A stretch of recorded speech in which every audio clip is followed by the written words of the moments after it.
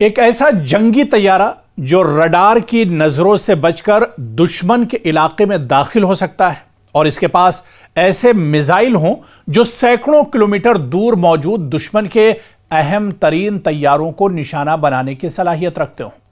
रूस अब भारत को सिर्फ एक स्टील्थ फाइटर फरोख्त करने की कोशिश नहीं कर रहा है, बल्कि एक ऐसा मुकम्मल जंगी पैकेज पेश करने की बात सामने आई है जिसमें तैयारी के साथ जदीद मिसाइल, टेक्नोलॉजी ट्रांसफर और भारत में पैदावार तक शामिल है। लेकिन दिलचस्प बात यह है कि भारत ने फिलहाल रूस की इस पेशकश को मुस्तरद कर दिया है।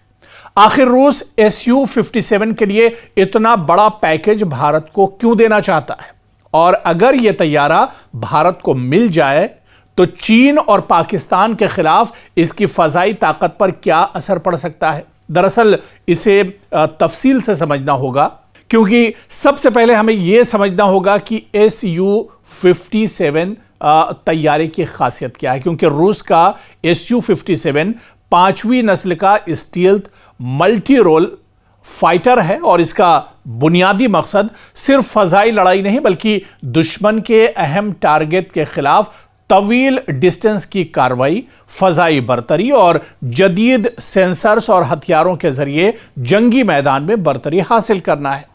रूस की नई पेशकश में सबसे अहम चीज सिर्फ तैयारा नहीं है बल्कि इसके साथ मिलने वाले हथियार भी हैं। रिपोर्ट के मुताबिक इस पैकेज में KH-69 स्टील्थ क्रूज मिसाइल भी शामिल है, जिसकी रेंज तकरीबन 290 किलोमीटर बताई गई है। यह मिसाइल दुश्मन के अहम जमीनी अहदाफ और एयर डिफेंस सिस्टम्स के खिलाफ इस्तेमाल के लिए तैयार किया गया है। लेकिन असल तवज्जो RM-37 है।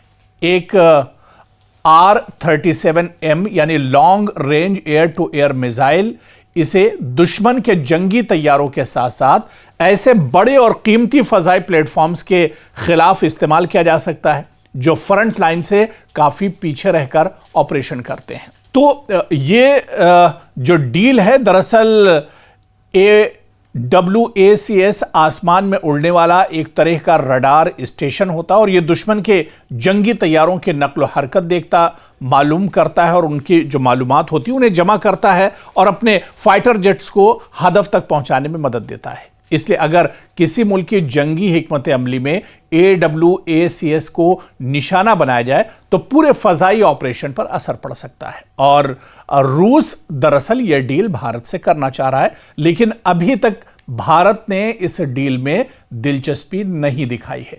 आखिर इसकी वजह क्या कुछ है, या भारत रूस के साथ आखिर यह डील क्यों नहीं करना चाह रहा है? क्योंकि रूस एक एटमी हथियारों का जो जंगी तैयारे हैं उनका एक पूरा पैकेज भारत को देना चाहता है और इसकी वजह से भारत की फजाइया जो है वो भी काफ़ी मजबूत हो जाएगी और भारत की फौज को, यहाँ के आर्मी को एक बड़ा सपोर्ट, एक बड़ा इंफ्रास्ट्रक्चर भी इस पैकेज से मिल सकता है। लेकिन भारत आखिर इस पेशरफ्त को ठुकरा क्यों रहा है या इस पर एक तरह से राजी क्यों नहीं हो रहा है, ये दरअसल बहुत अहम बात है।